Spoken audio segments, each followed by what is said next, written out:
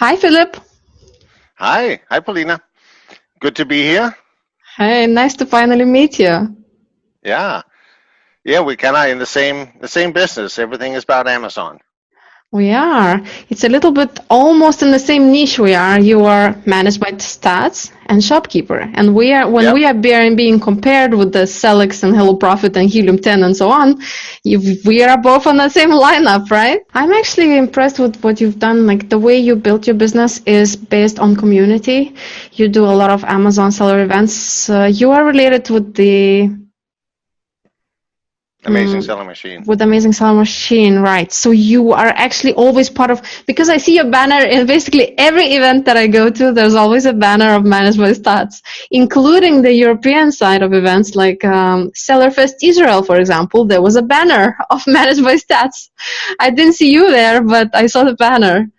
Yeah, So no, I haven't been able to travel very much for the last 2 years. Before that, I went to everything, and I've still done a few events in the last couple of years. But um, next year, I'm going to be all over the place again. At the events because I really miss it. Um, great. so yeah, it's fun to go to the events. It's good connecting up with everybody, and yeah, I mean, you learn a lot and you make a lot of relationships. And I know. And I feel like, it's not about choosing Pepsi or Coke in terms of software, right? It's more about which community you belong to. And once you're there, you don't really want to switch because that's all your friends are using it. You're part of that community. You go to that event, and I feel like it's, even though, let's say we are probably indirect competitors, I only do a small part of what you guys do, right? So it's not about taking the customers from each other, right? It's more about building that community and making them stick with you because of that, and yeah, I, it's I think so. I came in through Amazing Selling Machine in 2013. I really had done nothing before that and started selling, and that community was from the top down, very much about sharing and helping each other be successful and telling people what worked and stuff like that. So I loved that community, and yeah, about a year and a half into it, I needed some tools that just didn't exist, and so we created them for ourselves, and then everybody wanted them, and so that's kind of how MBS grew, just kind of accidentally because I had no plans to make a software company at all. Um, but it worked out really well, and now we have an MBS community, but we also very much a part of the ASM community. this is great. I have a similar story, and I guess many other software founders that I have interviewed, they're in the background, they were software developers, then they discovered the selling on Amazon, and then they built some little thing for themselves, which eventually became a commercial product. And actually, that's our story as well. It's very Yeah. interesting that we get to meet. Not everyone would say yes to meet with someone who's basically a competitor, right? So it's like Steve Jobs and Bill Gates. Here we are. Right. No, I think it's healthy. I like doing it. I like talking to the other guys as well at the events. I meet up with Helium 10 when I can. I meet up with Jungle Scout when I can. Um, and Hello Profit when they were around. They're probably still around, but I haven't heard about them for a little while. They've Um, been more but quiet these days. Yeah, I yeah, agree. but I like finding out what other people are doing and what's working for them, stuff like that. So I think more communication is better than less. That's right. So I have a few questions for you. I'm super curious about your growth and mindset as entrepreneur, because we all start somewhere and we all aiming to get somewhere, right? And in the beginning, I guess we all care about money, money, money, and later it gets less and less important, and then other things become more important to us. So I'm curious to you as a person, when you went through that entrepreneurship journey and the company grew, uh, how do you feel? Like, what became more important to you? Do you spend more time with the family now? Do you still work a lot? Like, how does your life look like these days? The selling on Amazon worked really well for me very fast, and so money was not a problem after the first year. And so at that point, it became helping my kids. So I mean, we have 6 kids, and 4 of them have their own Amazon business as well, and are Oh, doing really wow. well with it. So we don't have to worry about them. So it became about that, and then I end up doing every month. I do, just a completely open, ask me anything type thing. Um, which is not a paid thing. It's really just all about helping other guys that are trying to do the same thing. And I think also within the first year, I decided to go on some of these. ASM did some 3 or 4 day masterminds in nice locations, and Yeah. so it just became about, okay, go to these things, you will learn something, but more importantly, you'll get to have a great time, good vacation, spend time with other guys that are doing the same thing, and really building the relationships, and that relationships became much more important than money pretty fast. I know as that's soon what as happened. soon as, as soon as money is not a problem, other things become more important. Right. So what are these things, those other things for you? Well, family and travel, I think, and then helping other guys get to the same point. Those are really the three things, I think, for me. The helping the other guys is nice. It's like you giving those waves to the world. Yeah, I like that. Actually, with me, what happened with me, I just got into the rush of it, and it grows so fast, and then I feel like, oh, it's outgrowing me a little bit, right? And then I suddenly feel like I want to be the small startup founder again, and I don't want to manage the teams and be that, CEO that I'm supposed to be. And dynamics keep changing, as the company grows and as things change on Amazon, and I'm becoming less of a seller myself and more of a software founder, and this just it's very interesting and wild world that I am in. And like you said, going to meet other people. Actually, I have just discovered it this year. So I'm curious to know, you said I have to do it again. So did you stop doing that for a while? You stopped going to events? You sort of like felt like you need to rest from them a little bit? No, no, it wasn't that at all. I basically made a commitment to my church that I was going to get something done, and it's been a long process getting that done. And it's just, so I just haven't had time to really go to a lot. So I still went to the amazing events, and a couple of others. Just, but I think in 2016, I probably traveled 20 times in that one Oh, year. wow. That's So it great. was just a whirlwind. So that felt busy. And since then there's probably been 17 and 18. I probably traveled maybe 4 or 5 times each year to events or stuff like that. So it was a lot less. But I'm ready to get on the road again. It's as many events as I can go to, I think is good. Have you been to And China and the Canton Fair or meetings manufacturers? I have not. I mean, No? I lived in China back in 2010. Before I started this, I actually helped set up a factory there. So I Oh, lived there wow. for 4 months. But yeah, I want to go back to the Canton Fair. I have partners in a couple of my brands that have gone, and so I'm definitely going next year. One of my partners just came back from 10 days over there meeting manufacturers and doing the fair and all that. So yeah, it's one of the things I need to do. Great. So your company is much bigger than mine. So I'm curious, when you get to the level where you are, is it all about just running team meetings and like what does your day look like as a CEO of a big company? It's pretty relaxed. I do a morning meeting that's about 15 to 20 minutes with the entire team to just kind of find out what's blowing up, what's an emergency, and kind of like what's new. So everybody knows what we're doing, what's changed, and if there's anything that's blowing up, we all kind of hear about it. So that's a fast little meeting. Then other than that, I'm essentially looking at, what do we need to do next? What is the new thing? If there is there some major improvement to a tool, or is there a strategic plan that we need to just move forward on? And I'll do something on that. And then the rest of the time, I'm either, checking in on the other brands because I have, I stay very active as a seller. So I have 6 brands going right now, and Mm. I don't have to do all the work in those because I have partners and a team that does that. But I stay very involved, and one because it's fun building the brands, and two, I have to, I keep using MBS that way, and I find out what's broken or what's not working great, or what problems people are running into as sellers. and that kind of keeps me relevant as far as the MBS software.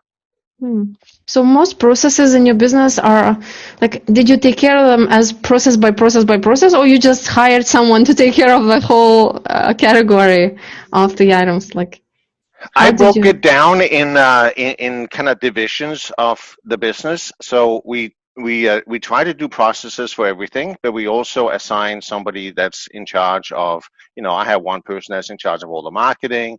I have one person that's in charge of just all outreach to new guys. I have somebody that's in charge of the whole tech support and all of that. And then I have somebody that's in charge of the legal and the regulatory stuff that you have to deal with as a business. Right. So it's partly just finding people that you can trust, that you can delegate stuff to, and it's partly making sure that there is processes in place so that stuff doesn't get randomly handled incorrectly. Right. So it goes back to that networking to find those good people for the Yes, company, it right? does. Yeah, Yeah. absolutely. I find that's the hardest thing, I'm gonna share my screen with you a little bit. I was looking over at it. So I have looked at it a while ago. So my role is not to look at other software that is similar to mine, so I don't get, how to say, influenced by making design decisions for mine. So I don't Sure. ever really look deeply into it. So I did initial research when I started the company. So it's been a few years that I've looked at it. And now I just opened your landing page, and it seems like so many things changed. You added a lot of products, like you have an email forwarder, you have a PPC manager. There's many, many things that have been added, right? Are these recent? Well, the seller tools is kind of the basic stuff that we've had there all along. Seller mail has been there for probably since 2015 or 16. The advertising manager was added 2 years ago, I think. And then everything in the catapult section is pretty much brand new. And we built those tools basically because Amazing Selling Machine needed those tools as part of their training. Mm-hmm. They've been using other tools, but they wanted us to replicate or make better tools, make some tweaks and stuff like that. So pretty much all the stuff in there, except for Keyword Tracker, is new in the last 4 or 5 months. Right. And then there's a Seller Blast. Seller So, Blast we've had from the beginning, 2015 probably, and that's basically being able to send out emails. And so, yeah, it's an interesting thing. So if you want to send something out as a one-time email to everybody that purchased a particular product from you, you can. And this is something that nobody else does. okay. And it doesn't really get used nearly as much as seller mail, but occasionally it works out incredibly well. So if for those who are watching, like, what is your strongest feature then for them to switch over, let's say, from other tool, or maybe for those new people who are coming over, like, which one is the most used feature that you have? So we have two things. I mean, seller mail is probably our top used feature, and that's just the automated emails. We kind of built that. Originally, Amazing Selling Machine had a tool. I think it was called. It was an auto loop, but there was something like that. It was, but it was a very rudimentary one. And then that didn't work well for us after a while, so we switched to Feedback Genius, and then we needed some things that Feedback Genius just wasn't providing either. So we built ours, essentially able to do exactly what Feedback Genius does, but with a bunch of additional features. Cool. And so it's a pretty advanced with a lot of features and a lot of filters, and I mean, you can really customize it in depth, but at the same time it's very easy to set up. So you can kind of do the easy path, or you can go in there and tweak below the hood if you want to. So that gets used a lot. And then the other thing that kind of from the very beginning made us different from everybody else is the financial reporting, and being able to see by product or by brand or by product line, not only what's happening with Amazon revenue and stuff like that, but also what's your profit look like and all of that. And that was something I built from the beginning because I had multiple partners and I needed to know exactly how much profit to allocate out to the various different partners that I had. And nobody really does that in the same way. We have financial reporting that's just way stronger than anybody else. Yeah, everyone has a little bit different approach. For example, Shopkeeper is designed for those non-technical users who want just the basics. They don't like the. I usually get leads from other companies like Seller Legend, for example. Their tool is very complex and it's hard to onboard somebody new because you have to learn a lot. But once you are new, you just want like one basic number and that's it. So that's what Shopkeeper is. You know, we are basically that simple basics, little bit of what you need in the very beginning when you start. So most of our customers are those beginner sellers. And I see that yours is very extensive, detailed. So I guess once you get into more than 10 products and a lot of SKUs, then you start needing, more extensive software, something like that, right? Yeah, I mean, then you get into handling inventory, you get into splitting the revenue across multiple brands and stuff like that. And yeah, so we it's funny, we built it completely with the private label model in mind because that's what Amazing Selling Machine is all about. Mm-hmm. And then we started getting people coming in that were really doing arbitrage and had, instead of having 5 to 10 or maybe 50 products, these guys had tens of thousands of products because that's what they do. They do arbitrage.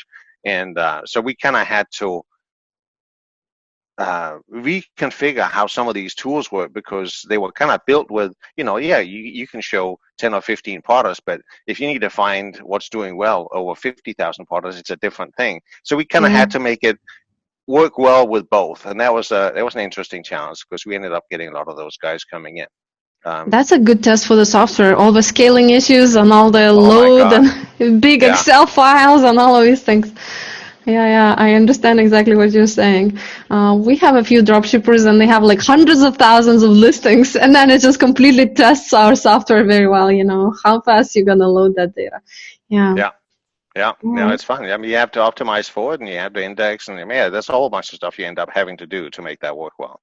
That's right. I also saw you have a few resources, and there's this MBS University. So is that different then from Amazing Selling Machine, or is it? No. This is really. We have one course in there right now, which is on PPC, Amazon PPC. We'll be adding a whole bunch of stuff in there, but there's not a lot in there yet. Okay, so it's a separate thing, right? Or it is correct. It's a separate thing. This particular course is available on. It's not an Amazing Selling Machine, but it is on the Amazing. I think it's called Seller Pro. So it is available in there, but we also make it available to our guys. Okay, I see. All right. So for new people who are watching, for them to be convinced to sign up with you, is the onboarding hard? Is it easy? Is it quick process to? It all depends on how much you want to do. So we offer a free onboarding service where they actually get one-to-one onboarding. So they sign up, they have a 14-day free trial, but once they are in, even during the trial, they can just schedule an onboarding call and we will find out, okay, so what is it you want to do? And typically they want to get seller mail up and running right away. So we actually just help them get that set up, and it takes us, 5 minutes. It might take them, half an hour to do it on their own, but we just walk them right through it one-on-one.